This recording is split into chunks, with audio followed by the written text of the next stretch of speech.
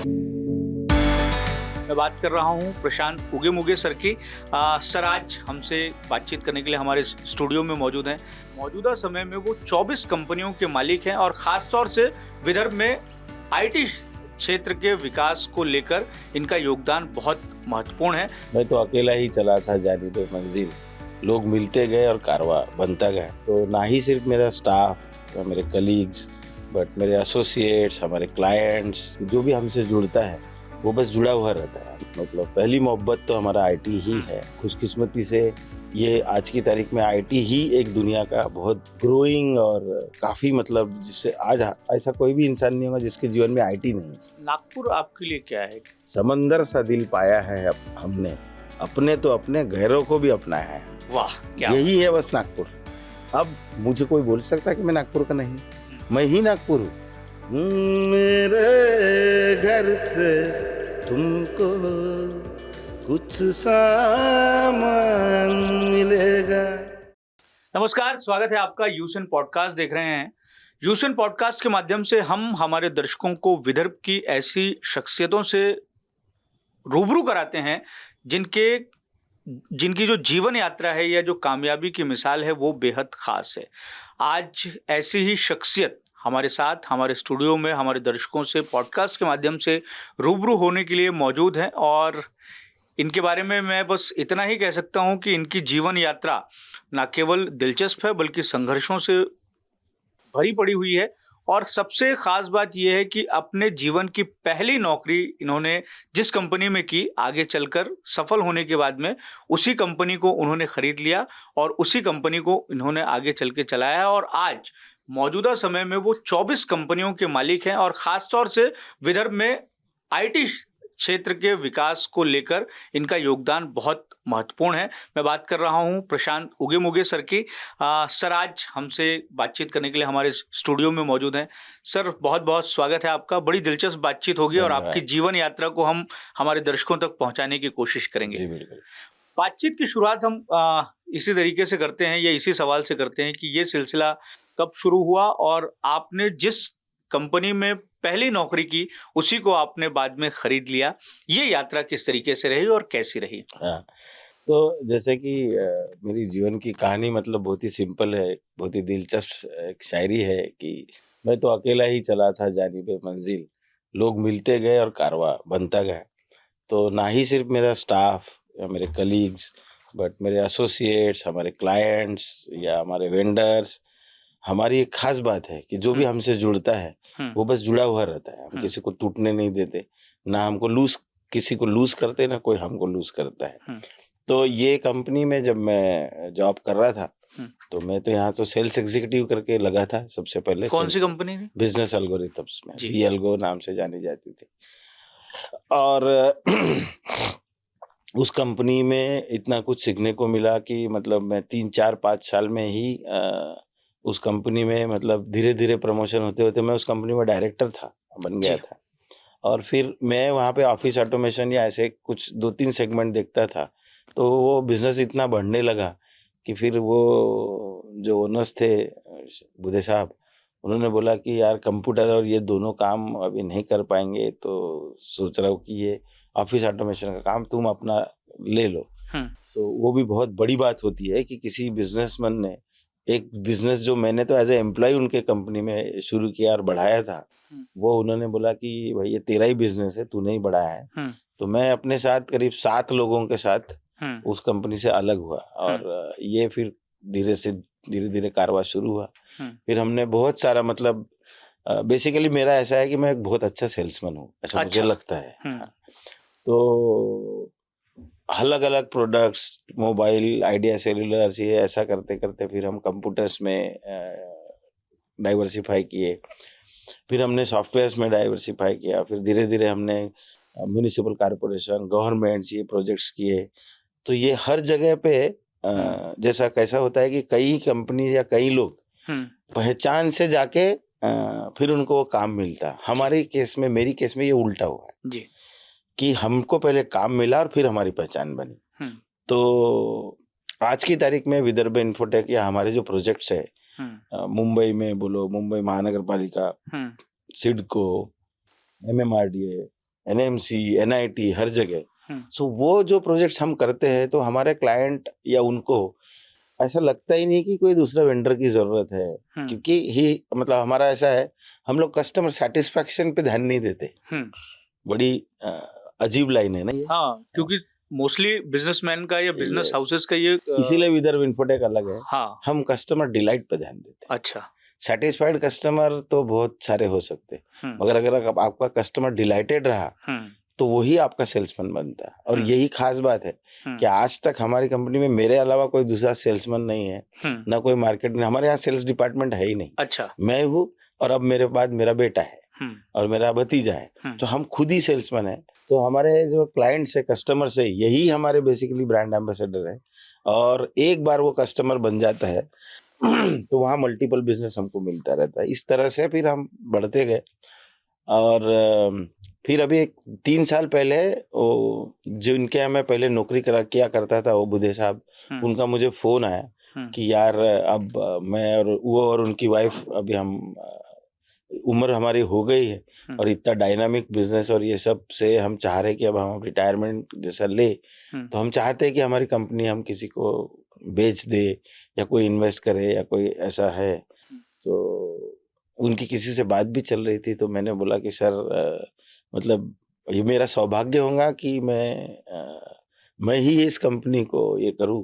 तो उस तरह से फिर उन्होंने वो कंपनी मुझे सौंपी।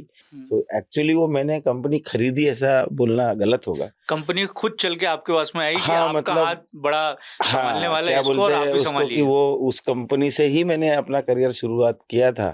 तो उनको भी लगा कि मतलब जैसा कंपनी एक ना छोटे से अपने बच्चे जैसे होती, तो ये उनको भी सौंपते वक्त ये बड़ा खुश है, वो आज भी बड़े खुश है कि भाई हमने ये कंपनी ऐसे किसी इंसान के हाथ में सौंपी है जो इस कंपनी को बनाने में कभी ना कभी उसका हाथबार था और वो साथ में था। तो उस तरह से फिर वो BL को हमने एक्वायर की और उसमें हम लोग कंप्यूटर का रिटेल और ये सब बिजनेस उसमें करते हैं। बाकी हमारा मेन बिजनेस IT का जो सॉफ्टवेयर और सर्विसेज का है, वो विदर्भ इन्फोटेक प्राइवेट लिमिटेड, ये हमारी मदर कंपनी है बेसिकली। तो इसी से चलता है। 24 कंपनियां आपकी हैं और नागपुर का जो भी बंदा है, मुझे नहीं लगता है कि वो VIPL के बारे में ना जानता हो, क्योंकि अब इतना नाम VIPL का हो गया। तो ये जो सारी आपकी कंपनीज हैं, ये IT सेक्टर में ही डील करती हैं और या अलग अलग सेक्टर्स में भी डील करती हैं? आपका जो थोड़ा सा उसको हम क्या कहें, नेचर ऑफ बिहेवियर है, वो थोड़ा सा जॉली टाइप का है, थोड़ा सा आनंदी रहने वाला, हंसमुख वाला है। तो आपकी कंपनी के माध्यम से जो अलग अलग तरह के शहर भर में इवेंट्स होते हैं, उससे भी दिखाई देता है कि कभी आप गणेश उत्सव बड़े धूमधाम से मना रहे हैं, कभी आप क्रिकेट मैच का आयोजन कर रहे हैं, वो भी बड़ा, और अलग अलग सांस्कृतिक कार्यक्रमों का जो आयोजन है वो VIPL के द्वारा हो रहा है। तो सिर्फ IT सेक्टर पे ही आप डील करते हैं या अलग अलग सेक्टर पे भी है? और एक बड़ा वाटर पार्क है नागपुर का, वो भी आप लोगों ने लिया है। तो मुझे लगता है कि आपके जीवन का जो मूल मंत्र है कि आनंदित रहो और सबको आनंदित रखो, उसको कहीं ना कहीं आप इंडिकेट करते हैं। हाँ, देखिए हमारा मतलब क्या बोलते हैं ना, फर्स्ट लव तो IT है। मतलब पहली मोहब्बत तो हमारा IT ही है। और मतलब खुशकिस्मती से ये आज की तारीख में IT ही एक दुनिया का बहुत ग्रोइंग और काफी, मतलब जिससे आज ऐसा कोई भी इंसान नहीं होगा जिसके जीवन में IT नहीं है। करेक्ट।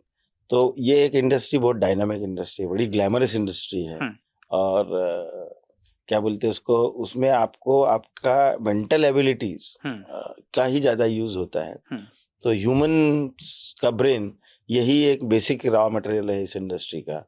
और खुदा की या ऊपर वाले की देन है हमको कि हम क्या बोलते हैं, we are a good man managers. तो ये है। दूसरा, इनमें से सारी कंपनी अलग अलग है। अच्छा। हम लोग इतने सारे फील्ड में हैं कि, और हर नए फील्ड में ना हम एक्सीडेंटली गए हैं। मतलब मैंने कभी, मतलब जब मैं नागपुर में आया था तो मैंने ये सोचा ही नहीं था कि मैं बिजनेस करूंगा। तो मैं नौकरी करेंगे, क्योंकि मेरे फैमिली में किसी ने बिजनेस किया नहीं था। इनफैक्ट मेरी शादी भी इसलिए हुई थी कि मेरे पास जॉब था, क्योंकि उन जमाने में हम ऐसे महाराष्ट्रियन लोगों में बिजनेसमैन या ऐसे लड़कों को लड़कियां ही नहीं मिलती थी। अच्छा। नौकरी है आपके पास तो छोकरी भी आपको मिलेगी। तो इनफैक्ट जब मैंने बिजनेस शुरू किया और धीरे धीरे बिजनेस बढ़ाया, अब तो ऐसा है कि हमारा आईटी का मेजर काम तो नागपुर से बाहर है, मेनली मुंबई में है, छत्तीसगढ़ में है, दिल्ली में है, बेंगलोर में है। अब नागपुर में तो हमको जब से हमने ये VIPL IT पार्क बनाया है और वो इतनी स्टेट ऑफ आर्ट बिल्डिंग हमने बनाई है और जिस तरह के क्लाइंट्स हमारे यहाँ है, जैसे परफिशिएंट, एक्सेंचर, सोनी, LG, तो इन सब कंपनीज की एक पर्टिकुलर रिक्वायरमेंट होती है कि उतने कंप्लायंसेस आपके पास है क्या। बिल्डिंग में मतलब इतनी बड़ी बिल्डिंग चलाना मतलब एक फैक्ट्री चलाने जैसा है, तो वो सारे मेंटेनेंस के स्टैंडर्ड आपके है क्या, ये सब देखते हुए तो अभी तो हम मतलब क्या बोलते हैं, इंफ्रास्ट्रक्चर वाली कंपनी भी बोल सकते हैं। और अभी हमारे एक दूसरा प्रोजेक्ट चल रहा है, जो बुधवार बाजार जो था उसका पूरा रीडेवलपमेंट का प्रोजेक्ट वो हमारे पास है। और एक साधारणतः 1.5 से 2 साल में वहाँ एक पूरा full flash multi use commercial complex, multiplex, hospital, residential, ऐसा मिक्स यूज प्रोजेक्ट आ रहा है। और अभी हाल ही में हमने ये नागपुर इम्प्रूवमेंट ट्रस्ट का एक जो यहाँ पे NIT स्विमिंग पूल के अपोजिट जो उनका संकुल था, उसका रीडेवलपमेंट का काम भी हमने लिया है। और मुझे बताते हुए बहुत खुशी होती है कि नागपुर का फर्स्ट मतलब प्रीमियम 5 स्टार होटल मैरियट के साथ हमारा बहुत जल्दी टाइप होने वाला है और वेस्टिन करके होटल वहाँ आएगी। अच्छा, तो ये इस तरह से हम लोग इंफ्रा में भी है। फिर हमारे रेस्टोरेंट्स भी हैं, जैसा कि वर्धा रोड पे हाईलैंड पार्क में हमारे वाटर पार्क, अम्यूजमेंट पार्क में वाटर फ्रंट करके एक बहुत ही बेहतरीन गार्डन रेस्टोरेंट है।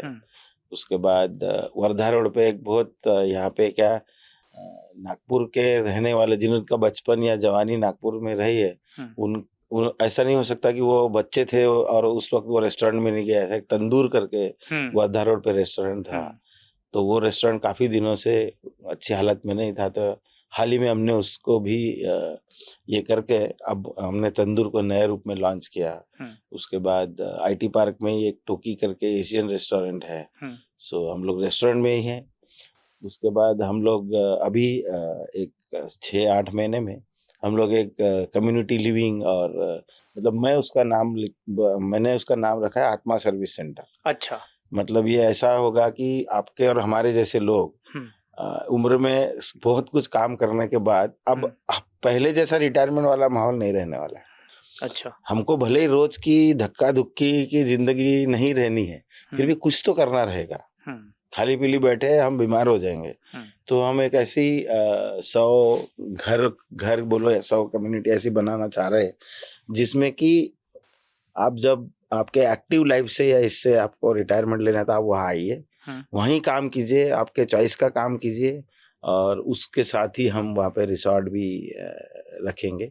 ये अपना पेंच को लग के ही हमारी जगह है, वहाँ हम वो प्रोजेक्ट कर रहे हैं। उसके बाद अमरावती रोड पे अभी हमारा एक ईस्ट लेक करके वो विलास, कमर्शियल विलास और उसका प्रोजेक्ट आ रहा है। और फिर अभी 1-2 साल 3 साल पहले जब कोविड के बाद NIT स्विमिंग पूल, जो नागपुर में एक ही ऐसा स्विमिंग पूल है जहां आम आदमी स्विमिंग करने जा सकता है, ओलंपिक लेवल का स्विमिंग पूल है, तो वो स्विमिंग पूल बंद पड़ गया था।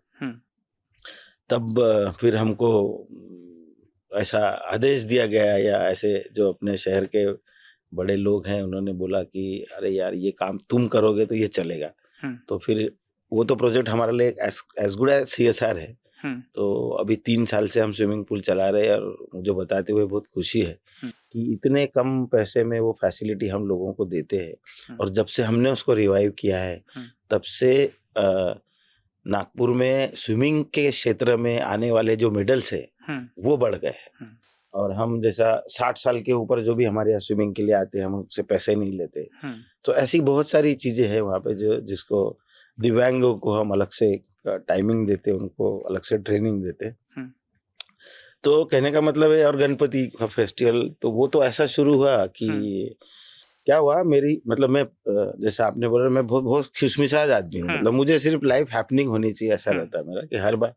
और आप कहीं से भी जाओ तो 2 मिनट तक उस इंसान के चेहरे पे आपके कारण खुशी हो, खुश हो, उसके स्माइल आ जाए तो ऊपर वाला बहुत खुश होता है आपसे, ऐसा मेरी धारणा है। तो ये ना संगीत जगत के और इवेंट वाले सारे ही मेरे ऐसे बहुत अच्छे मित्र हैं, चाहे वो संदीप बारस्कर हो, पंकज सिंह हो या कोई भी। लेकिन ये कलाकार लोग जो है ना, ये बड़े स्वाभिमानी लोग होते हैं।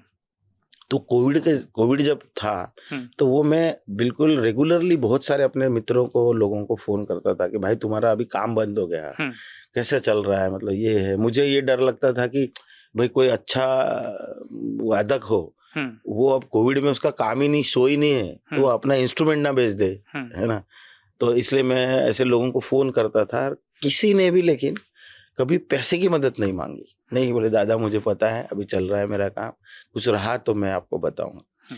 अब वो क्या हो गया कि कोविड जैसे जैसे खत्म होने लग गया वगैरह वगैरह, तो फिर भी कोई काम चालू नहीं होते। शादी भी होती थी तो 50 लोगों में, 100 लोगों में, लोगों को भी आदत पड़ गई थी कि इस तरह से, तो फिर ऐसी पार्टीज नहीं होना, फंक्शंस नहीं होना, तो इन लोगों का कैसा होगा आगे। तो हमने सोचा चलो इसी बहाने हम VIPL चा राजा करके गणपति उत्सव चालू करते, जिसमें कि अपने लोकल लोगों को काम मिले, है ना। ये ऐसा सीधे सीधे पैसे लेने वाले लोग तो है नहीं, तो इनको काम दो। और उस तरह से हमने ये शुरू किया कि भाई इवेंट वाले को मिलेगा, सिंगर है उसको काम मिलेगा, ऐसा करते करते। और वो अभी 4 साल में वो इतना बड़ा उसका स्वरूप हो गया है कि वो एक अब शहर का एक अच्छा आयोजन और इसमें माना जाने लग गया। तो लोगों की श्रद्धा है और बस मतलब यही है। तो ये इतनी सारी चीजें हम इसलिए करते रहते हैं, to just engage and make people happy. 2 तरह की चीज़ें मैं आपसे बातचीत करके समझ पा रहा हूँ कि एक तो ये होता है कि एक माइंडसेट होता है कि अगर किसी ने अपना बिजनेस शुरू किया तो जिस सेक्टर से उसने शुरू किया है उसकी ये कोशिश रहती है कि वो उसी को ग्रो करे, उसी में रहे और 100% अपना उसी में दे। लेकिन आप मल्टीपल जगह इंगेज हैं और डाइवर्सिफाई कर रहे हैं अपने आप को, अलग अलग सेक्टर्स में भी जा रहे हैं। तो बतौर बिजनेसमैन इस तरीके की जो थिंकिंग है इसको आप किस तरीके से देख रहे हैं? एक तो ये आपका एक अंदाज हो सकता है कि आपको खुश रहना है, खुशमिजाज रहना है और सबको एक तरीके से इंगेज करना है खुशी के लिए, लेकिन एक माइंडसेट ये भी है कि एक बात फिक्स है, एक लाइन फिक्स है और उसी तरीके से मुझे चलना है। तो बिजनेसमैन को होना किस तरीके से चाहिए कि वो अपने आप को एक्सप्लोर करना चाहिए, अलग अलग सेक्टर्स में जाना चाहिए या एक ही थिंकिंग के साथ में चलना चाहिए? देखिए जैसा कि मतलब इंग्लिश में मेरे ख्याल से कहावत है, मेरा बेटा मुझे हमेशा बताता है कि one should not keep all his eggs in one basket, correct. So ये एक बहुत बड़ी पावरफुल थिंकिंग है। दूसरा, आप जब एक अच्छा बिजनेस कर रहे हो, है ना, और आपकी बिजनेस करने के पीछे की धारणा अगर सिर्फ पैसे कमाना नहीं है, आपको सिर्फ पैसे कमाना है, तो डेफिनेटली आप जो कह रहे हैं वो बहुत अच्छी बात है कि जो काम आपको आता है, बेस्ट आता है, वही करो। जैसे मैं अगर IT का काम में ही इतना समय दूं तो इसको और मल्टीफोल्ड कर सकता हूँ, ठीक है। लेकिन मैं अगर ये बिजनेस, कई बिजनेस हम इसलिए करते कि इसमें बहुत सारे लोगों को रोजगार मिल जाएगा। आज हमारी कंपनी के सारी कंपनीज को डायरेक्टली इनडायरेक्टली करीब 2200 से 2400 लोग हमारे यहाँ काम करते, मतलब इतनी सारी फैमिलीज, और एक एवरेज एक फैमिली साइज 3 या 4 लोगों का पकड़ लो, मतलब करीब 10,000 लोग आज VIPL से जुड़े हुए हैं। उनके घर की रोजी रोटी, उनका चूल्हा और उनकी जीवन की खुशियों में हमारा कहीं तो भी एक योगदान है और हम कहीं से कनेक्टेड है। ये एक बहुत बड़ी एक फीलिंग होती है। तो यही है कि बिजनेसमैन, अगर आप अच्छे बिजनेसमैन हो, अच्छा बिजनेसमैन मतलब सारे ही बिजनेसमैन अच्छे होते, बट कुछ कुछ तरीका जो होता है आपका बिजनेस का, एक तो क्या आप सीखते रहते हो नई नई चीज, नए फील्ड में जाके आपको नए नए एक्सपीरियंसेस आते हैं, नए नए चैलेंजेस आते हैं, और उस तरह से वो माइंडसेट से अगर आप बिजनेस कर रहे हो, जैसे आप अभी मैंने बताया कि प्रॉपर्टी डेवलपमेंट या ये इंफ्रास्ट्रक्चर डेवलपमेंट में, तो हमने जैसा VIPL IT पार्क हमने जब बनाया तो लोग हंसते थे हम पे कि अरे इतना बड़ा, मतलब हमारे पास 2.5 लाख स्क्वायर फुट का पार्किंग है। आज भी मैं गर्व से कह सकता हूँ कि VIPL IT पार्क में जो फैसिलिटीज और जो पार्किंग है, जिस तरह का प्लानिंग और ये है, वो कहीं नहीं है। तो एक नॉर्मल बिल्डर का मेंटालिटी तो क्या होता है कि भाई जितना जरूरत है उतनी बनाओ और कंप्लायंस के हिसाब से, और मैक्सिमम चीज मैं बेचूंगा तो उतना मेरा प्रॉफिट होगा।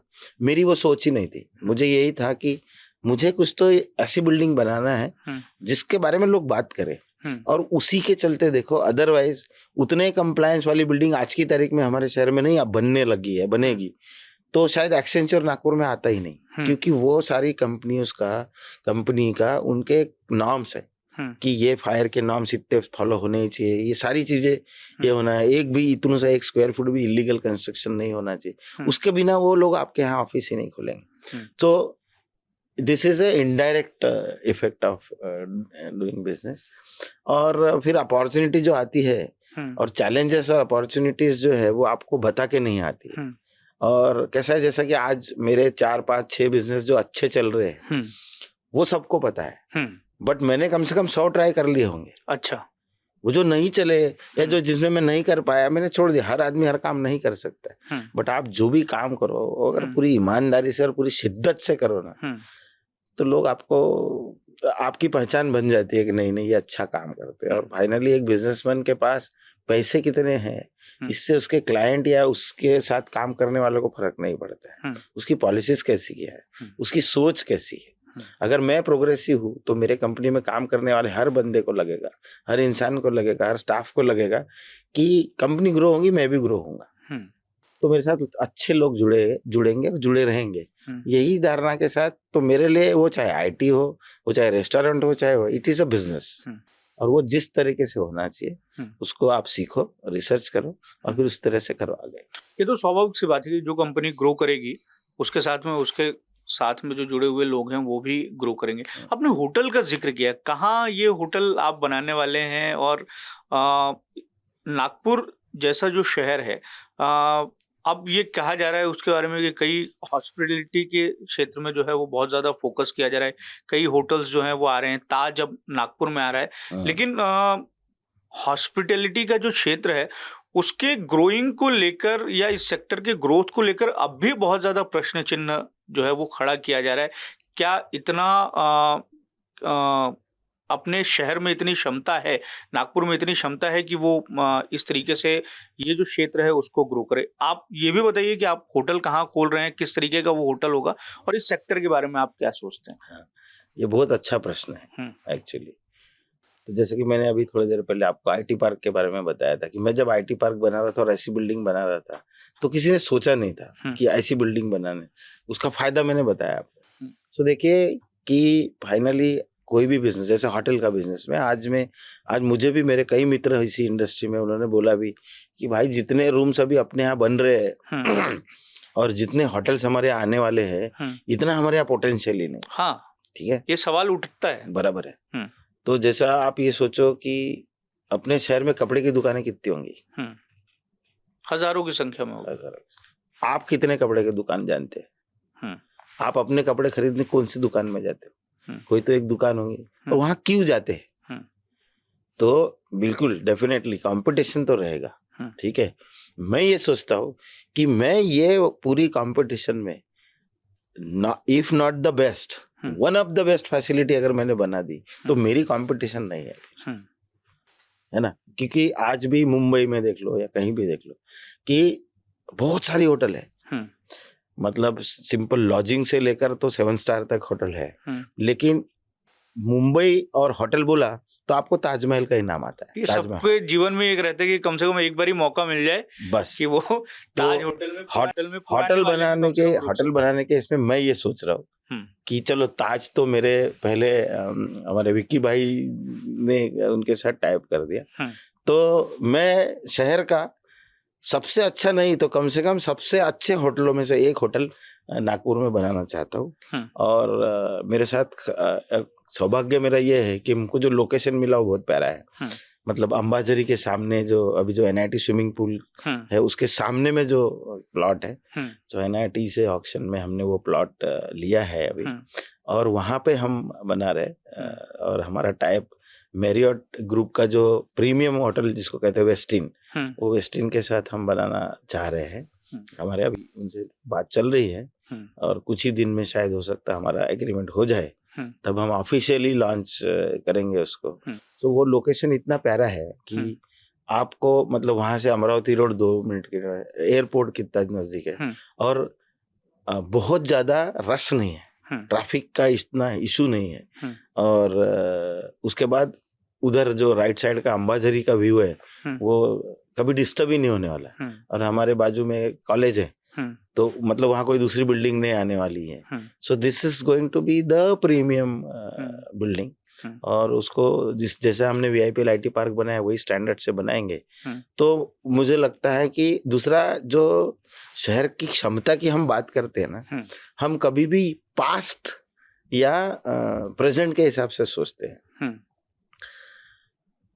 खुशकिस्मती है हमारे शहर की कि हमारे पास दो ऐसे नेता हैं जिनको नागपुर को क्या बना दे और क्या ही नहीं कर सकते नागपुर के, ऐसे मेंटालिटी वाले दो नेता हमारे पास है।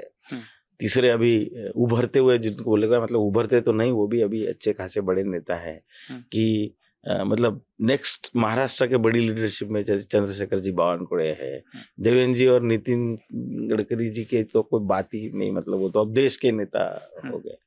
सो हमारा जो नागपुर का फ्यूचर है ना वो बहुत बड़ा है।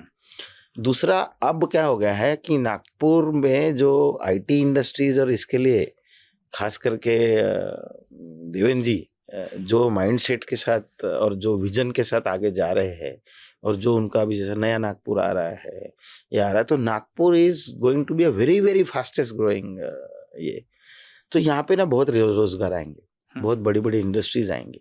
दूसरा कैसा हो गया कि ये गढ़चिरौली का जो अभी विकास हो रहा है, तो गढ़चिरौली के लिए भी नियरेस्ट शहर जो है वो नागपुर होने वाला है। सो गढ़चिरौली हमारे जैसा एक सबब जैसा ही होने वाला है आगे जाके, या वहाँ का जो कम्युनिकेशन और ट्रांसपोर्ट और इतना सुंदर हो जाएगा कि शायद हम 1 से 1.5 घंटे 2 घंटे में गढ़चिरौली पहुंच रहे, इस तरह का हो जाएगा। तो मुंबई नई मुंबई टाइप का भी आगे हो सकता है। सो नागपुर के पोटेंशियल को इस प्रेजेंट सिचुएशन से गेज करना मेरे ख्याल से तो बहुत बड़ी मूर्खता है, क्योंकि हम निकल पड़े। हमारे यहाँ अभी देवेंद्र जी की कोशिश से शायद 1-2 जीसीसीज आएंगे। आईटी इंडस्ट्रीज ऑलरेडी, मतलब मेरे आईटी पार्क में ही आज से 1.5 साल पहले एक्सेंचर ने 1 फ्लोर खरीद लिया था रेंट पे, आज वो 3 फ्लोर हो गए और वो मुझे और 50,000 स्क्वायर फीट जगह चाहिए बोल रहे। सो ये ग्रोथ जो है ये एक्सपोनेंशियल ग्रोथ है। दूसरा, अब जो देखिए आईटी इंडस्ट्री शुरू होके आईटी इंडस्ट्री मेन इसमें आके 10 साल हो गए, तो 10 साल पहले जो आईटी में काम करता था ना बंदा, वो यंग बंदा था, तब वो था या ज्यादा से ज्यादा उसकी बीवी थी, तो उनको लाइफस्टाइल चाहिए थी, नाइट लाइफ चाहिए था, ये चाहिए था, वो चाहिए था। अब वो उनको ना बच्चे हो गए, 2-4 साल का जिसको बच्चा है, अब उसको थोड़ी स्टेबिलिटी चाहिए, अच्छी लिविंग लाइफस्टाइल चाहिए। उसके लिए नागपुर के सिवा अभी कोई भी हैदराबाद, मुंबई, बेंगलोर ये ऑप्शन ही नहीं है, क्योंकि हमारे यहाँ ट्रैवल टाइम कम है, हमारे यहाँ अफोर्डेबल और अच्छे हाउसेस है, हमारे यहाँ medical facility one of the best in the country होने जा रही है, और एजुकेशन में भी हमारे पास सब कुछ है। Best of the best schools Nagpur में आ रहे हैं, टिल IIM नागपुर है ना, मेडिकल में भी अभी इतने सारे अच्छे इंस्टीट्यूट्स हो गए। सो हमारे पास क्या नहीं है, नागपुर को ग्रो करने के लिए क्या नहीं है, और नागपुर का झंडा आगे ले जाने के लिए हमारे पास इतनी बड़ी लीडरशिप है।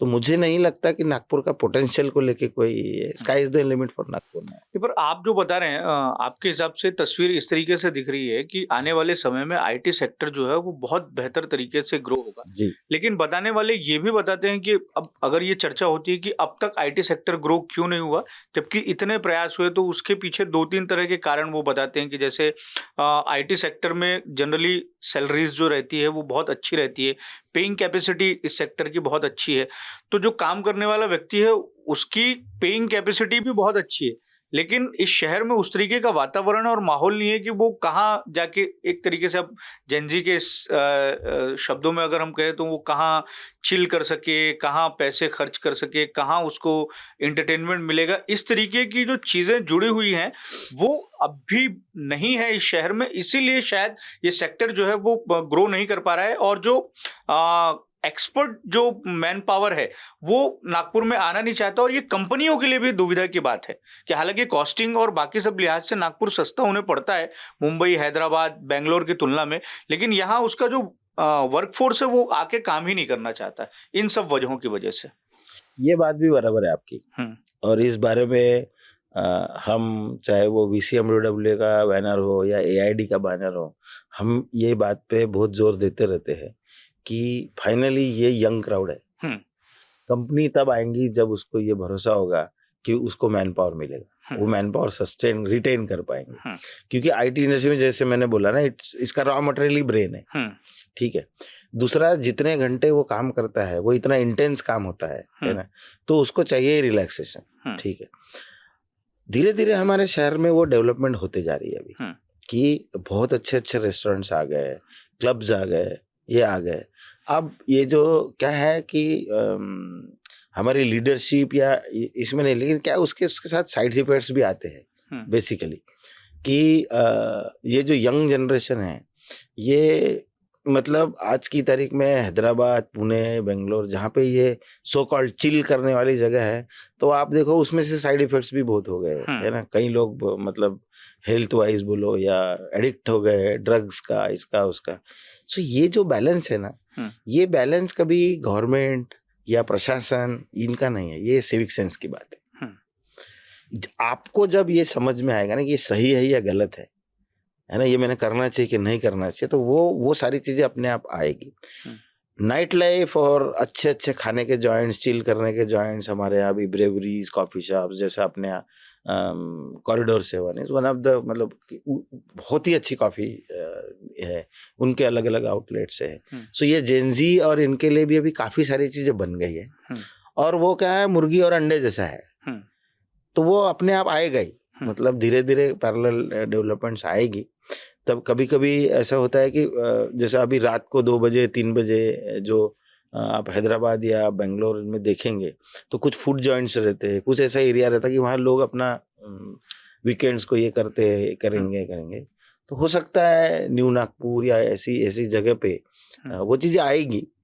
और मतलब ये मैं आपको बताना चाहता हूँ कि हमारे यहाँ के जो भी बड़े लीडर्स है, कोई भी इस चीज के खिलाफ नहीं है उनका, लेकिन एक क्या बोलते रिस्पॉन्सिबल थिंकिंग है कि भाई इससे गलत चीजें नहीं होनी चाहिए, गलत चीजें ये नहीं होनी चाहिए। मतलब जो हम बाहर से यूथ को अट्रैक्ट करने के लिए ये सारी चीजों को थोड़ा ओपन हो जाए, और हमारे यहाँ का यूथ उसमें अगर खराब हो जाए तो फिर हमने क्या हासिल किया।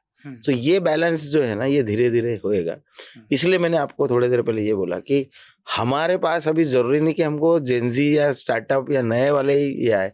अब हमारे पास जो IT में काम करने वाला जो बंदा जिसने 10 साल से काम कर रहा है, उसको एक अच्छा स्टेबल लाइफस्टाइल चाहिए ना, तो वो अब ये नहीं देखता कि मुझे शाम को 8 बजे कौन से पब में जाके बियर पीना है या कहाँ कौन से क्लब में जाके डांस करना है। वो ये देखता है कि यार मेरा बच्चा भी 2-3 साल का हुआ है, उसको एक अच्छी एजुकेशन फैसिलिटी, मेडिकल फैसिलिटी ये हो सके, मेरे ऑफिस का खत्म होने के बाद मैं घर में 15-20 मिनट में पहुंच सकूँ। तो ये सारे जो वैलिडेशंस है हमारे पास, अभी हमारे पास ये है, हम ये बेचते हैं। जब धीरे धीरे लाइफस्टाइल और ये जेंजी को अट्रैक्ट करने वाली चीजें हो जाएंगी तो वो भी बेचेंगे, तब उसमें भी आएंगे। लेकिन अभी जो फिलहाल हमारे यहाँ IT कंपनीज है, ऐसा नहीं।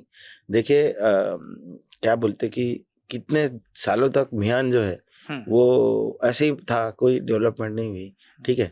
और पिछले 4-5 साल में देखिए आज ऑलमोस्ट 1 लाख जॉब्स मियान में है। सो ये धीरे धीरे हो रहा है और धीरे धीरे हो गए, और अब नए नए IT पार्क्स बनेंगे, काफी सारे बन भी रहे हैं, और बड़ी बड़ी कंपनीज और ये सब जो है, क्योंकि अब हमारे पास क्या है कि हमारे पास ऑलमोस्ट 50 से 55 आजू बाजू में इंजीनियरिंग कॉलेजेस है। सो हम टैलेंट मैन्युफैक्चर कर रहे हैं। और आज कोई बंदे को समझ लो IT में उसको स्टार्टअप या स्टार्ट में 60-70 हज़ार रुपए की नौकरी लगती है, और वो हैदराबाद में, बेंगलोर में या बॉम्बे में रहता है, तो उसको 10,000 रुपए भी नहीं बचते, इतना तो उसका वहाँ का लिविंग कॉस्ट है। यही वो नागपुर में है तो उस बंदे को आधी सैलरी बच जाएगी। करेक्ट। तो ये भी एक कंसेप्ट है। तो उस हिसाब से तो it's very good potential Nagpur के लिए, बहुत अच्छे दिन है। अगर आने वाले 10 साल का हम सोच के बात करें, आप यहाँ पर बैठे हैं कि आज से 10 साल के बाद में IT सेक्टर का ग्रोथ नागपुर में किस तरीके से रहेगा, क्योंकि बड़े सारे पहल हो रही हैं, डेटा सेंटर को भी जो है लाने का काम हो रहा है, कई कंपनीज जो हैं उन्होंने इन्वेस्ट करने की अभी रुचि दिखाई है, कई काम कर रही हैं। तो आने वाले 10 साल के बाद में हम किस तरीके से IT सेक्टर का ग्रोथ देख सकते हैं, और अगर मैं आपसे ये जानना चाहूँ कि अगर तुलनात्मक रूप से हम देखें कि कोई कंपनी मुंबई में अपना ऑफिस रखती है और नागपुर में अगर ऑफिस रखती है, तो उस कंपनी के लिहाज से अगर नागपुर का पॉजिटिव साइड बताया जाना चाहिए तो वो क्या हो सकता है? आज से 10 साल बाद तो नागपुर मुझे लगता है दूसरा मुंबई रहेगा, आईटी सेक्टर के लिहाज से, किसी भी लिहाज से। क्योंकि अच्छा। आप देखिए लॉजिस्टिक्स के हिसाब से देख लीजिए, इंडस्ट्रियल ग्रोथ के हिसाब से देख लीजिए कि गडचिरोली और ये सब के कारण कितनी सारी इंडस्ट्रीज हमारे यहाँ अट्रैक्ट हो रही, इन्वेस्टमेंट अट्रैक्ट हो रही। अभी हाल में ही औपचारिक रूप से तो मुझे पता नहीं, बट मुझे ऐसा पता चला कि नागपुर में ब्लैकस्टोन जैसी कंपनी ने रियल इस्टेट में या इसमें जगह ली है, जीरोदा जैसी कंपनी ने यहाँ पे जगह लिया या जगह ढूंढ रहे हैं।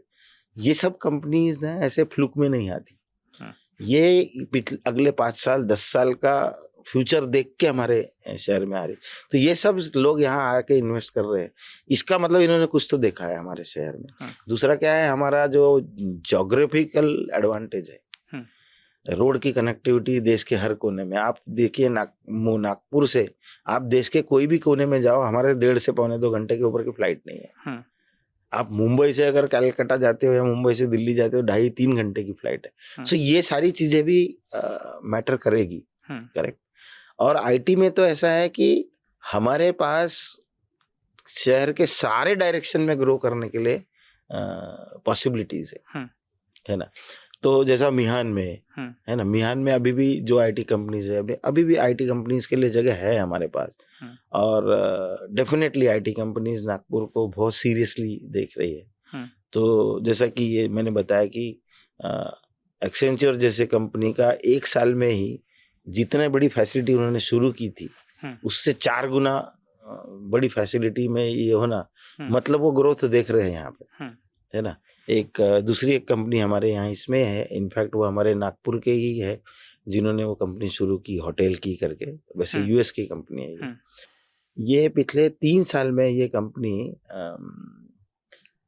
दुनिया की तीसरी बड़ी होटल सॉफ्टवेयर कंपनी बन गई है। मतलब ये पोटेंशियल है आईटी में कि इसमें क्या है, ग्रोथ बहुत फास्ट होता है। उन लोगों ने भी हमें नागपुर में, मतलब उनका भी जो मेन फैसिलिटी सेंटर और जो सपोर्ट सेंटर है वो नागपुर बनाने की उनकी सोच है, वो उन्होंने भी हमारे यहाँ भी जगह ली है, and they also want to expand. So ऐसी क्या है कि ऐसा जरूरी नहीं कि सारी बड़ी कंपनी आएंगी। एक बड़ी कंपनी आ जाती है ना, तो छोटे छोटे इतनी सारी कंपनीज को काम मिलता है, इतने सारे ये आता है। तो ये ऐसा ग्रोथ जो है हॉरिजॉन्टल ग्रोथ होगा। और डेफिनेटली हमारे जो लीडरशिप्स है, नितिन जी, देवेंद्र जी, बावनकुले जी, इनके प्रयासों से 1 या 2 बड़े जीसीसीज या बड़ी कंपनीज और आ गई यहाँ पे, तो फिर क्या है कि then sky is the limit, everybody follow that. तो मुझे तो लगता है कि अगले 10 साल में, मतलब हो सकता है हम बॉम्बे के आठ पार ही आ जाए, मुंबई जैसा ही शहर होगा। और जो हमारा इंफ्रास्ट्रक्चर डेवलपमेंट, कई शहरों में कैसा है, देखो अब मुंबई कितने सालों से मुंबई है, अब जाके मुंबई में मेट्रो शुरू हुई। हम तो उल्टा है, हम सब पहले रेडी है। तो डेफिनेटली यहाँ आने के लिए और इसके लिए this city is ready, infrastructure wise ready. और ये सिटी का मार्केटिंग नहीं होता था पहले, जो कि अभी बहुत जोर शोर से नागपुर की बात करते हैं, हमारे लीडर्स बात करते हैं, हमारे यहाँ के लोग, आपके जैसे प्रेस रिपोर्टर्स और प्रेस, इनका भी बहुत बड़ा ये है कि आज नागपुर को बहुत सीरियसली लिया जा रहा है। दूसरा, ये तो होगा आईटी और इंडस्ट्री हो जाए। तीसरा एक बहुत बड़ा सेगमेंट जिसके लिए भी ये गवर्नमेंट ऑफ महाराष्ट्र बहुत सीरियस हो गई है, जो है टूरिज्म। वर्ल्ड का बेस्ट टाइगर टूरिज्म हमारे पास है। आज भी मेरे ख्याल से महाराष्ट्र में के 70% जो, मतलब जितना फॉरेस्ट है महाराष्ट्र का, उसका 70% फॉरेस्ट हमारे पास विदर्भ में है। आज ही मुझे मेरे गुजरात में एक मित्र है, काफी बड़े आईएएस ऑफिसर, उन्होंने एक प्रेस कटिंग भेजी कि Pench is making news worldwide. So मतलब पेंच को अब दुनिया में बात किया जा रहा है कि यहाँ पे इतना ये है, फैसिलिटीज है। और मैं आपको बताऊँ क्या, पेंच, ताडोबा, ये जो है ना, आज की तारीख में अपने को लगता है कि इसमें यहाँ बहुत डेवलप है, ये 10% ही हुआ है। ये अगले 5 साल में ये एक्सप्लोड हो जाएगा। यहाँ पे इतने बढ़िया और बड़े बड़े रिसोर्ट्स और इतने बड़े बड़े नाम और इतने अच्छे रिसोर्ट्स, हेल्थ रिसोर्ट्स आएंगे, तो वो स्काई इज द लिमिट। मतलब वो एक टूरिज्म सेक्टर भी बहुत ही तेजी से बढ़ेगा, और उसका सबसे बड़ा फायदा जो है वो हमको विदर्भ को मिलेगा, मतलब नागपुर को मिलेगा। आपकी कंपनी के बारे में थोड़ा सा बताइए कि आप नागपुर से अपनी कंपनी को चलाते हैं, लेकिन आप मुंबई और बाकी देश के कई हिस्सों में जो काम करते हैं, और बेसिकली सर्विसेज से रिलेटेड काम जो है वो प्रमुखता से आपकी कंपनी करती है। दिल्ली में करते हैं आप, छत्तीसगढ़ में करते हैं, मुंबई में करते हैं। मुंबई में, नवी मुंबई और ठाणे के शायद जो सीसीटीवी नेटवर्क से उसका मॉनिटरिंग का या उसके मेंटेनेंस का काम आपके पास में। तो किस किस तरीके के काम जो है वो करते हैं, आपकी कंपनी करती है? और मुंबई में जो ये जो सीसीटीवी वाला प्रोजेक्ट्स है उसके बारे में बताइए, क्योंकि हमारे यहाँ जो ITMS प्रोजेक्ट्स आने वाला है उसको लेकर भी बड़ी चर्चा है, पर वो कब पूरा होगा ये देखना थोड़ा सा दिलचस्प है। तो हमारे पास सिडको के माध्यम से नवी मुंबई का जो सिटी सर्वेलेंस है उसका पूरा मैनेजमेंट और मेंटेनेंस है, और काफ़ी एडवांस टेक्नोलॉजीज और एडवांस इक्विपमेंट्स के साथ हम लोग पुलिस डिपार्टमेंट के साथ क्लोजली वो काम करते हैं। बड़ा इंटरेस्टिंग काम है। उसमें टेक्नोलॉजी और क्या बोलते हैं ना उसको, ऑन द रोड जो मेहनत का काम है, मजदूरी का काम, वो भी बहुत रहता है उसमें। मतलब कोई केबल टूट गए, कुछ हो गया, फिर उसमें ट्रेंचिंग करना है, नए कैमरे लगाना है, फिजिकल डैमेज हो गया कैमरा। अच्छा, मुंबई जैसे इलाकों में बारिश बहुत है ना, वहाँ का वेदर बड़ा टिपिकल है, ह्यूमिडिटी बहुत, तो ऐसे में वो बड़ा चैलेंजिंग काम है। As a company Vidarbha Infotech, हमको प्रोजेक्ट कितने रुपए का है और यहाँ से कितने रुपए कमाए जाते हैं ये हम बाद में देखते हैं। पहले ये देखते कि इसमें कुछ मेहनत वाला काम है क्या, इसमें कुछ ऐसा नया कर सकते हैं क्या। सो जो क्रिटिकल प्रोजेक्ट्स करने में हमको ज्यादा इंटरेस्ट रहता है। और जैसा कि हमने की थी ऑक्ट्राई से।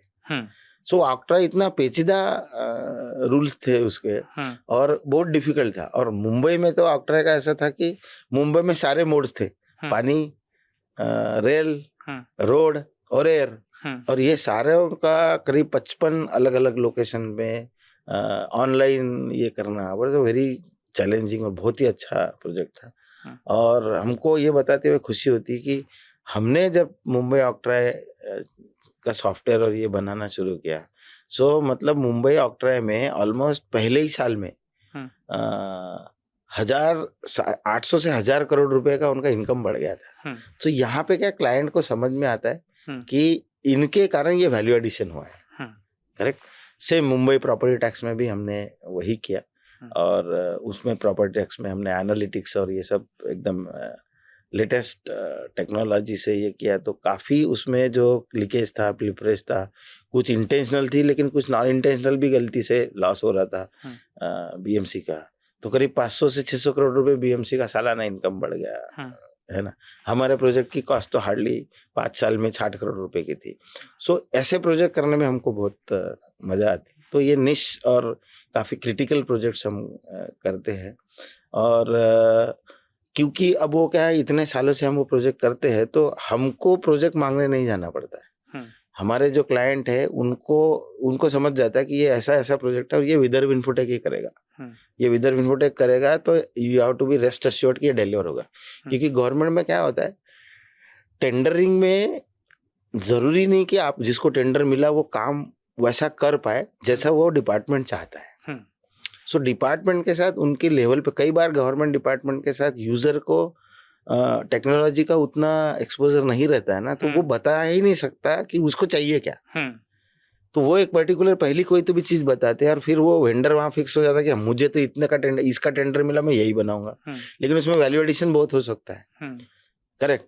सो हम कस्टमर को इतना एजुकेट करते हैं कि उसके बाद वो कस्टमर खुद ही वो सॉफ्टवेयर और या उसकी ये जो प्रोजेक्ट है ना उसके इतना इन्वॉल्व हो जाता है कि फिर वो और वैल्यू एडिशन नहीं, अपनी अब इसमें ऐसा भी कर सकते, अब इसमें ये भी कर सकते, वो भी कर सकते। ऐसा करते करते फिर वो एक प्रोजेक्ट मैच्योर हो जाता है और वो डिपार्टमेंट को ये लगता है कि भाई इन्होंने हमको ये सिखाया, तो फिर वो डिपार्टमेंट आपको छोड़ता नहीं। और इस तरीके से आपका वो डिपार्टमेंट के साथ इतनी गहरी ये हो जाती है।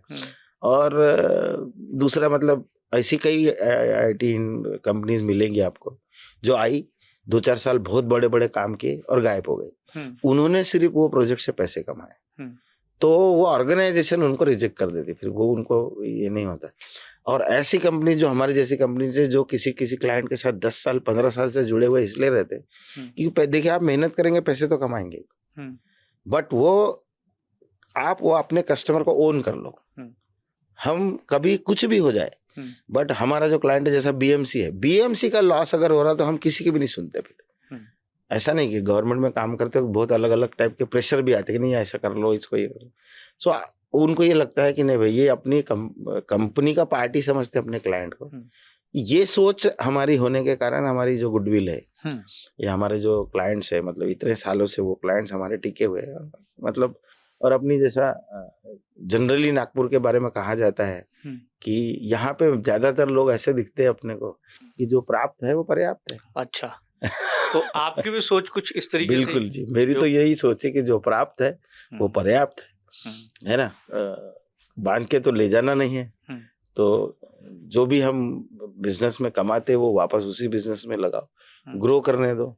मैं और मेरे 2 बेटे हम लोग कितना ही खर्चा कर लेंगे, तो इसीलिए कंपनी में अगर 2000 लोग 2500 लोग रहेंगे तो 10,000 लोग मिलके खर्चा करेंगे तो ज्यादा देखने वाले को लगेगा कि बहुत खर्चा करते हैं लोग, बड़े लोग। अच्छा। तो अभी खर्चे की बात हुई, अगर आप ये जिक्र कर दें, मतलब बता दें कि अगर आप बता पाएं तो मतलब VIPL का या आपकी जो कंपनीज है उनका अगर हम नेटवर्थ की बात कर लें, आजकल बड़ी चर्चा होती है कि किस कंपनी का कितना नेटवर्थ है और क्या सारी चीजें, तो अगर इसका कुछ आप जिक्र कर पाएं या बता पाएं कि कितना सालाना बिजनेस होता है और नेटवर्थ? मतलब ठीक है, बिजनेस तो हम अच्छा खासा कर लेते हैं। मेनली तो हमारे पास सर्विस रिलेटेड सर्विस के टेंडर्स रहते हैं, प्रोजेक्ट्स है, तो वैल्यू हमारी बहुत ज्यादा नहीं रहती है। बट मैं हमेशा लोगों को एक सलाह देता हूँ और मेरी भी धारणा है, अपनी नेटवर्थ अपने बैलेंस शीट से मत डिसाइड करो। अच्छा, सोचने दो लोगों को, है ना। तुम्हारा तरीका ऐसा होना चाहिए कि बैटिंग करने से जाने से पहले ही स्टेडियम में बैठे हर आदमी को ये लगना चाहिए कि यार ये तो 100 मारेगा। अच्छा, है ना, मजा उसमें है। 100 मारने के बाद तो सबको ही लग रहा है 100 मारेगा, पर पहले ये पता रहना चाहिए कि ये 100 मारेगा, तो इसका एटीट्यूड ऐसा है। मैं 50 करोड़ का आदमी हूँ, मैं 100 करोड़ का आदमी हूँ कि मैं 10,000 करोड़ का आदमी हूँ, ये अपन बोलो ही मत। अपने फिगर्स किसी को बताए मत, ये लोगों को assumption करने दो। लेट पीपल कीप गेसिंग, क्योंकि आपके पास 100 रुपए है या आपके पास 10,000 करोड़ है, से किसी को कोई लेना देना नहीं, है ना। सो मेरी नेटवर्थ परस्यूड है, जो शायद आपके जैसे मित्र लोग बता पाएंगे कि कितने का। बाकी मैं तो इस शहर में खाली आती आया था और अभी भी खाली आती घूमता हूँ। जो भी है वो कंपनी का है और वो कंपनी में ही रहने वाला है, तो ठीक है। बट लेकिन जो प्राप्त है वो पर्याप्त है, जो प्राप्त है वो पर्याप्त है। हम आपके शुरुआत के समय में भी जाएंगे, आपकी जहाँ से शुरुआत हुई थी। मुझे लगता है कि हम IT सेक्टर की ग्रोथ की बात कर रहे हैं, तो एक सवाल मुझे लगता है कि पहले वो ले लेना चाहिए कि IT सेक्टर का ग्रोथ और ऑप्टिकल फाइबर का सेक्टर, इसको आप किस तरीके से देखते हैं कि इस पर भी बड़ी चर्चा हो रही है। CM सर भी या जो गवर्नमेंट है वो अब गांव तक अपनी सर्विसेज को पहुंचाना चाहती है और इसमें ऑप्टिकल फाइबर जो है वो बड़ा महत्वपूर्ण एस्पेक्ट है, तो इसकी ग्रोथ को आप किस तरीके से देखते हैं? हाँ, ये मतलब ये IT में ऑप्टिकल फाइबर ये जो है ना, ये ग्रोथ नहीं है, ये ग्रोथ का इंजन है। अच्छा, इसके बिना ग्रोथ ही नहीं हो सकती है। आज डेटा का एनालिसिस और इंफॉर्मेशन ये जिसके पास जितने आसानी से जा रही है, और दूसरा हमारे यहाँ तो ये डेटा और इसकी कनेक्टिविटी ये इतनी अफोर्डेबल है ना। तो अब दूसरा लेकिन क्या हो गया कि ये वाला ग्रोथ थोड़ा अनमैनेज्ड ग्रोथ हुआ है। तो आप देखेंगे कि आपको कई जगह वायर लटकते जा रहे हैं, लास्ट माइल कनेक्टिविटी जिसको बोलते हैं, वो इतनी ऑर्गेनाइज नहीं है ना, वो गवर्नड है, उसके ऊपर कोई पॉलिसीज नहीं है। आई एम श्योर बहुत ही जल्दी प्रशासन गवर्नमेंट इसके ऊपर ये लाएगी, पॉलिसी लाएगी कि इसको इस तरह से है, और एक कॉमन प्लेटफॉर्म होना चाहिए which should be owned by definitely municipal corporations या गवर्नमेंट, और उससे फिर जो अलग अलग ऑपरेटर्स है, ISPs है, उनको जिनको जितना चाहिए उतना आप स्पेस दो, केबल दो, इस तरह से होना चाहिए, तो ये होगा।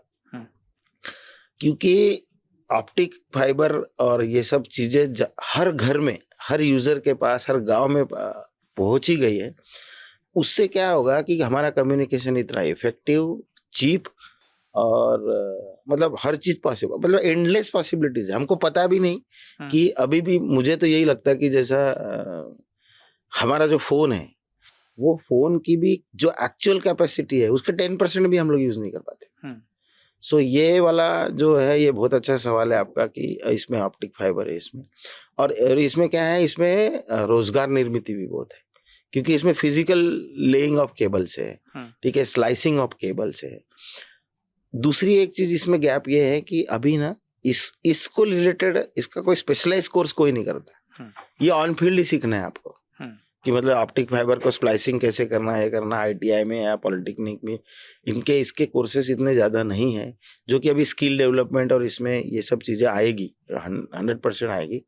और उसके कारण ये जो एक इंडस्ट्री है, ये एक बहुत बड़ी इंडस्ट्री बनेगी, वो इसमें आती है, मतलब नेटवर्क में ही आएगी, क्योंकि सिर्फ ऑप्टिक फाइबर मतलब सिर्फ ऑप्टिक फाइबर नहीं है, उसके साथ बहुत सारी चीजें अपने आप और आती है। फायरवॉल आता है, डिस्ट्रीब्यूशन आता है, लोड बैलेंसर्स आते हैं, जिसमें फिर और अलग तरह की इंजीनियरिंग लगती है, और तरह के उसकी प्रोग्रामिंग और ये सब मेंटेनेंस के लिए और अच्छा है। सो इसमें मतलब और जितना ये ज्यादा बड़ा होते जाएगा उतना और अफोर्डेबल होते जाएगा।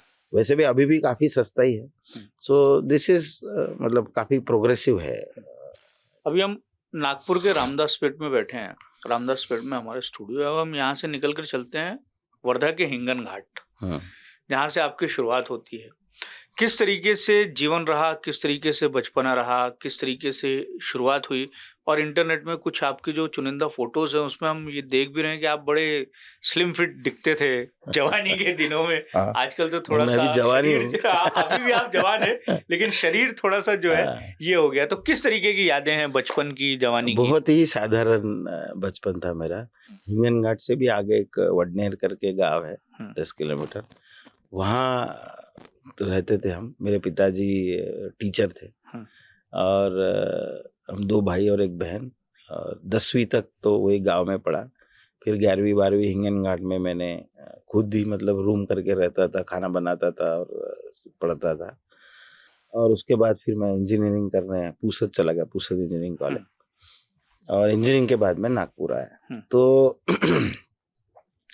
हम वडनेर हिंगन घाट इधर जब रहते थे तो छुट्टियों में क्या करते थे, तो खेतों में जाके काम करते थे, अपने खुद के खेत में जाके। तो मैं बहुत गांव से जुड़ा हुआ आदमी हूँ, एक तो। दूसरा जो आपने बोला कि फिर जब मैं इंजीनियरिंग करके यहाँ आया तो मतलब शादी होने तक मैं बहुत दुबला पतला आदमी था, है ना। और शादी में ना मेरी 2 ही कंडीशन थी कि मुझे ऐसी लड़की से शादी करनी है जिसको रस्से की सब्जी बनाना आता हो, रस्से की, हाँ, ग्रेवी वाली, और उसका कोई खुद का करियर एम्बिशन नहीं हो।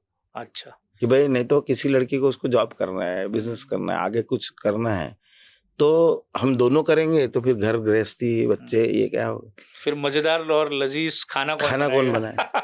तो देखिए शादी हुई तो मुझे जैसी चाहिए थी ना, बोलते वो क्या बोलते, चांद सी महबूबा हो मेरी, ऐसा गाना है ना, तो वो बिल्कुल वैसी मिली जैसी मुझे चाहिए थी।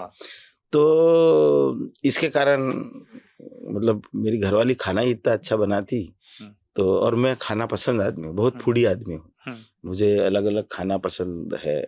मतलब दूसरा ऐसा है कि मैं फिर भी अराउंड 50 साल की उम्र तक मैं काफी कॉन्शियस था कि फिर एक दिन ऐसे ही अपने रामदास पेट में डॉक्टर अर्नेजा, मेरे बड़े भाई जैसे ही है वो, उनसे बात करते करते मुझे ये समझ आया, उनके हॉस्पिटल में कई पेशेंट्स दिखते भी थे, तो मतलब भैया अभी यहाँ से अपन कितना भी मैनेज करते हुए चले, ये मत खाओ, वो मत करो, एक्सरसाइज करो, मतलब आज जो करना चाहता वो नहीं करो तो अपनी एज बढ़ती है। हाँ, और बोला ये साली आखिरी की बढ़ती है। तो 75 साल जिए या 85 साल जिए, वो क्या नया है। तो अभी तो मैं आज भी मेरी यही साइकोलॉजी है कि रोज सुबह उठता हूँ तो यही सोचता हूँ भाई और एक दिन मिल गया अपने को। अच्छा। और मेक मोस्ट ऑफ इट। जितना आप काम करो तो शिद्दत से काम करो, पार्टी करो तो शिद्दत से पार्टी, ऐसा नहीं कि सिर्फ पार्टी ही करो। और दूसरा फायदा ये हुआ कि घर गृहस्थी वाली बीवी मिली, तो मतलब जब मैं मेरे बेटे के साथ कहीं घूमता, कहीं जाता और कोई मुझसे पूछता है ना, अच्छा ये तुम्हारा बेटा है, तो बोलता नहीं ये मेरा गुरूर है। तो इतनी अच्छी परवरिश हुई है। आई एम सो प्राउड कि आई एम ब्लेस्ड विथ ऐसे बच्चे हैं मेरे, बहुत होनहार है, जीनियस है दोनों। अभी एक ने तो मेरे बिजनेस में मेरे साथ हाथ बटाना शुरू किया है, दूसरा अभी यूएस में है। सो जीवन तो मेरा मतलब आई एम ब्लेस्ड। दूसरा कैसा है कि I am blessed with people.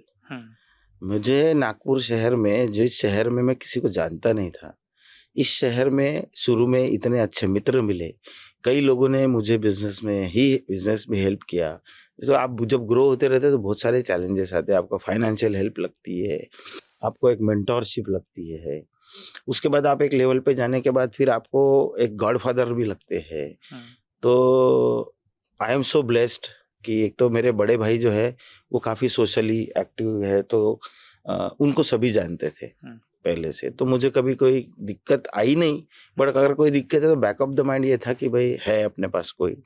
और अभी हाल में तो मतलब पिछले 5-7 साल में तो कभी भी कोई भी अपने को दिक्कत हो या कोई भी अपने को प्रॉब्लम हो या कोई अपने को मार्गदर्शन चाहिए, तो आप कभी भी नितिन जी के पास या देवेंद्र जी के पास जाओ, तो वो उनके लिए भी नागपुर से कोई बंदा आ रहा है और नागपुर के किसी को सपोर्ट करना है तो वो भी बड़े क्या बोलते खुले दिल से आपको सपोर्ट करते हैं। तो यही है मतलब कि लोग मिलते गए, कारवां बढ़ता गया। और आज ऐसा हुआ है कि मतलब और मैं भी ऐसा ही करता हूँ। मतलब मेरे पास कभी भी कोई यंग बंदा या कोई नया कोई आइडिया लेके आता है, तो मैं होल हार्टेडली उसको कोशिश करता हूँ कि इसको मैं जितनी हो सके मदद करूँ, जितना हो सके गाइडेंस दूँ, उसके पीछे खड़े रहो। क्योंकि मैं ड्यूरिंग माय करियर मेरे को कभी कोई ऐसा ब्लेस्ड गॉडफादर या ऐसा ये है भाई आदमी ऐसा कोई मिला नहीं। जो सब है वो यही मिले, और उन्होंने मुझ में कुछ देखा इसीलिए शायद उन्होंने मुझे सपोर्ट किया। तो ऐसा मैं बहुत लोगों को करता हूँ। और आज की तारीख में मतलब पिछले अभी मुझे बिजनेस करते करते ऑलमोस्ट 26-27 साल हो गए, तो ऐसे कई लोग हैं जो अब बहुत अच्छा कर रहे हैं जीवन में, बहुत अच्छा बिजनेस कर रहे हैं, और कहीं ना कहीं उनके शुरू में मैंने उनको गाइडेंस दिया, मैं आज भी देते रहता हूँ। तो ये इसका एक आपको क्या बोलते बड़ा स्वाभिमान भी रहता है और बहुत सेटिस्फेक्शन मिलता है। सवाल ऐसा है कि नागपुर आपके लिए क्या है, किस तरीके से नागपुर के भावनात्मक जुड़ाव है और इस शहर की खासियत आपको क्या लगती है?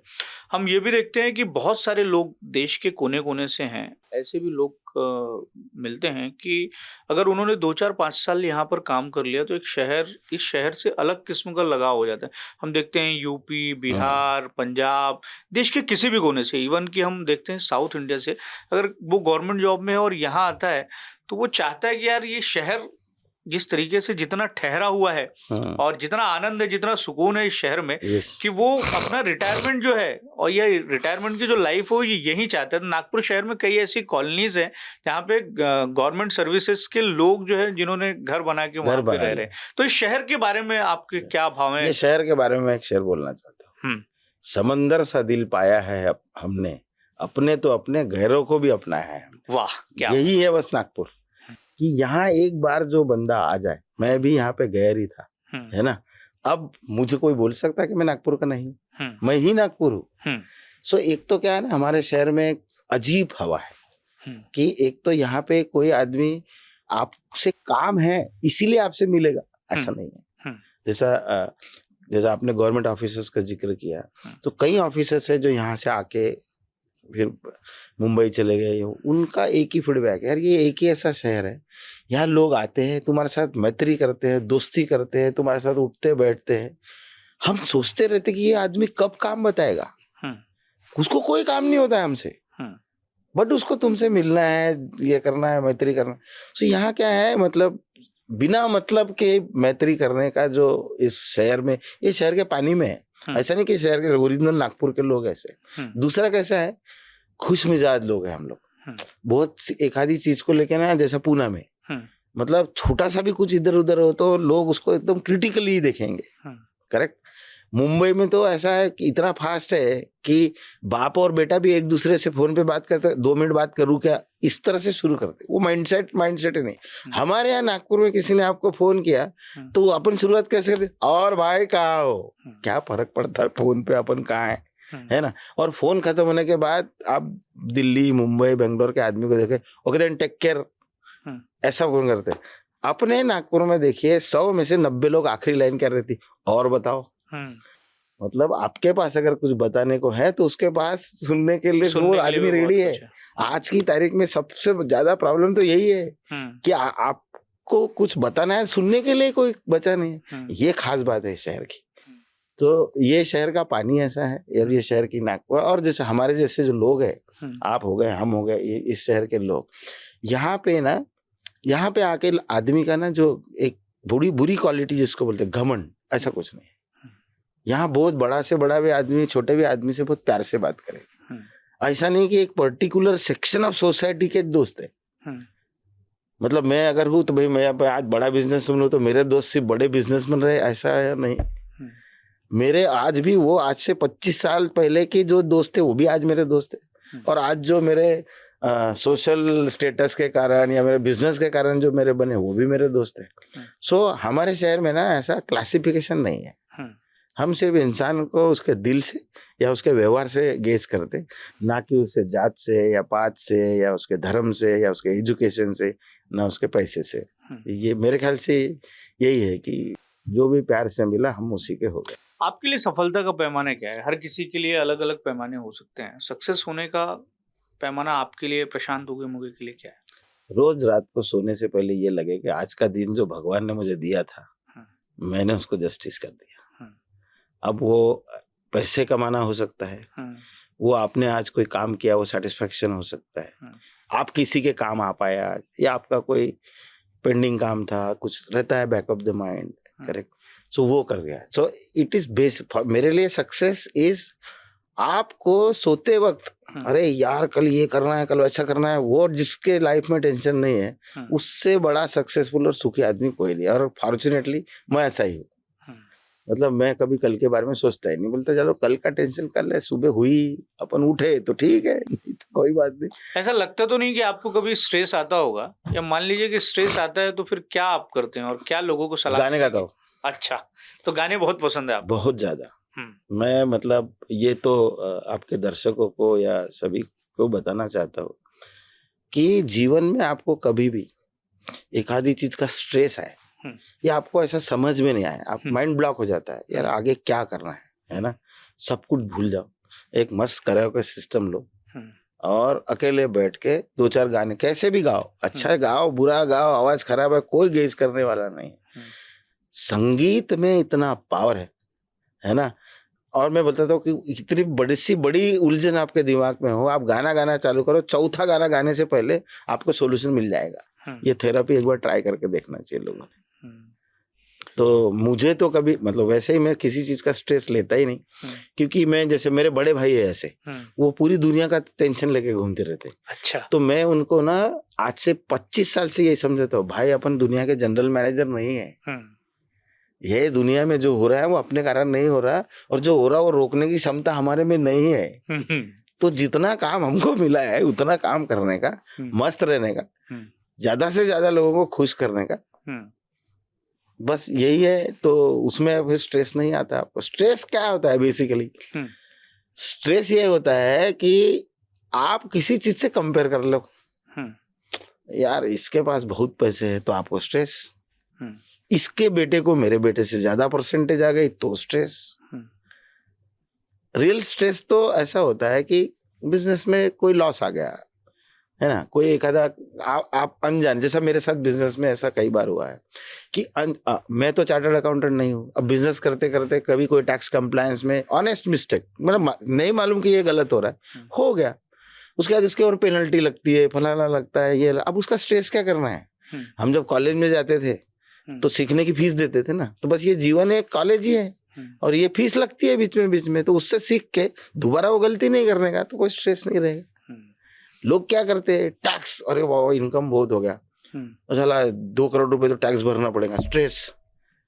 भाई अपन ने 20 करोड़ कमाए होंगे तो 2 करोड़ भरना है, भरभुरा के बाकी 18 करोड़ के साथ चैन के साथ सो। अब आपने वो 2 करोड़ बचाने के लिए 30-40 लाख तो चार्टर्ड अकाउंटेंट फीस में ले लेता, इवेंचुअली बचाते आप 1 करोड़ रुपए और पूरे वो 19 करोड़ के साथ टेंशन में सोते हो, फायदा क्या है। तो जीवन को देखने का तरीका जो है वो इतना क्रिटिकल कर लेते, यही स्ट्रेस है और कुछ नहीं है। बाकी सब तो फिर मेडिकल इंडस्ट्री भी तो चलनी चाहिए, इसलिए भी ये हर चीज को हाइपरटेंशन और स्ट्रेस में डाल लेते। मुझे 2012 में हार्ट अटैक आके गया। अच्छा। हाँ, लेकिन कोई स्ट्रेस नहीं। कोई गाना जो आप अक्सर गुनगुनाते हो, उसी की गुनगुनाहट के साथ में हम इस बातचीत को खत्म करें, अगर कोई आप बिल्कुल। गाना जो आपका पसंदीदा हो। हाँ, मेरा वैसे तो बहुत गाने पसंद है मेरे, पर एक गाना मैं खास करके बोलता भी हूँ कि जब कभी मैं इस दुनिया से जाऊँ तो ये गाना बजा देना। तो अरे अभी तो बहुत लंबे हाँ समय हाँ, तक आप जब कभी रहेंगे। आज से चाहे हाँ। 30-40 साल बाद जाओ। हाँ। मेरे घर से तुमको कुछ सामान मिलेगा, दीवाने शायर का एक दीवान मिलेगा, और एक चीज मिलेगी, टूटा खाली जाम। मैं चला मैं शायर बदनाम। बहुत खूब, बहुत खूब। प्रशांत उगे सर, आप हमारे स्टूडियो में आए, इतनी बातचीत हुई, मुझे लगता है कि हमारे दर्शकों को भी आपसे की हुई ये बातचीत बहुत कुछ सीख देगी, बहुत कुछ आपके बारे में जानने का मौका जो है इस माध्यम से आपको मिला होगा। और मैं एक अनुभव आपसे बातचीत का हमारे दर्शकों के साथ शेयर करना चाहूँगा कि जब हमने बातचीत की शुरुआत की थी, तो एक बिजनेसमैन प्रशांत उगे मुगे से बातचीत करना हमने शुरू किया था, और जब बातचीत का अंत हम करने जब आए तो एक नागपुरकर प्रशांत उगे मुगे से हम बातचीत कर रहे थे। तो आखिरी दौर में बातचीत के नागपुर की भाषा की झलक भी दिखाई दी, नागपुरकर का किस तरीके से जीवन को जीने का जो वे ऑफ लाइफ होता है, वे ऑफ बिहेवियर होता है, वो भी देखने को मिला। ये अनुभव भी हमारे दर्शकों ने महसूस किया होगा। बड़ा आनंद आया आपसे बातचीत करके, बहुत बहुत शुक्रिया। Thank you.